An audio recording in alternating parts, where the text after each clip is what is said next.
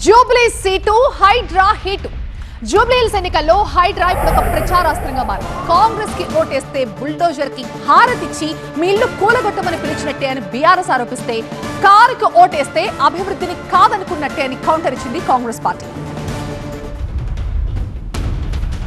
జూబ్లీహిల్స్ ఉప ఎన్నిక నోటిఫికేషన్ విడుదలైన రోజే రాజకీయం వేడెక్కింది.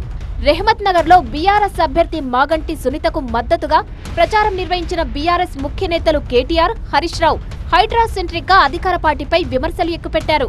కాంగ్రెస్ పై హైడ్రాస్త్రాన్ని ప్రయోగించారు. జూబ్లీహిల్స్ లో కాంగ్రెస్ అభ్యర్థికి ఓటేస్తే మీ ఇంటిని కూల్చమని ప్రభుత్వానికి లైసెన్స్ ఇచ్చినట్టేనన్నారు బీఆర్ఎస్ వర్కింగ్ ప్రెసిడెంట్ కేటీఆర్. ప్రజలు కారు కావాలో బుల్డోజర్ కావాలో తేల్చుకోవాలన్నారు. ఈ రోజు జూబ్లీహిల్స్ లో జరుగుతున్న ఎలక్షన్ ఏదైతున్నదో కారుకు బుల్డోజర్ కు జరుగుతున్నది. కారు ఇక్కడ మాగంటి సునీతమ్మ రూపంలో మీ ముంగట్టున్నది, బుల్డోజరు కాంగ్రెస్ అభ్యర్థి రూపంలో మీ ముంగట్టున్నది. ఇక మరి కాదు మా ఇల్లు కూలగొట్టేందుకు మేమే లైసెన్స్ ఇస్తాం, వాడు హైడ్రా వాడు రావాలి, వాడు వచ్చి ఇల్లు కూలగొట్టాలి. పేదోళ్ల ఇల్లు కూల్చడమే తప్ప హైడ్రా పెద్దోళ్ల జోలికి వెళ్లలేదన్నారు హరీష్ రావు.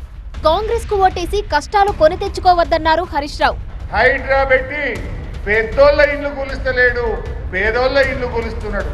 అదే విధంగా గాంధీ గారు ప్రభుత్వ భూమి కబ్జా పెడితే రాత్రి హైడ్రా కూలగొట్టింది, పొద్దుగలటి వరకు మళ్ళా గేట్లు పెట్టిండు. అవి ఎందుకు కనబట్టలేవు? బీఆర్ఎస్ బుల్డోజర్ ఆరోపణలకు కౌంటర్ ఇచ్చారు కాంగ్రెస్ నేతలు.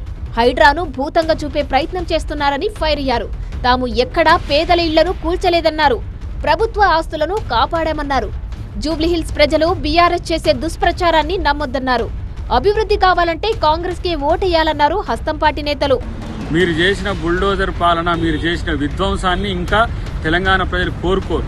ఇట్లాంటి స్టేట్మెంట్లు ఏమిచ్చినా మిమ్మల్ని ప్రజలు పట్టించుకోరనే అంశం మీకు తెలిసేంత వరకు మిమ్మల్ని మేము ఏం చేయలేము, ఎందుకంటే ఇంకా మీరు భ్రమల్లో ఉన్నారు.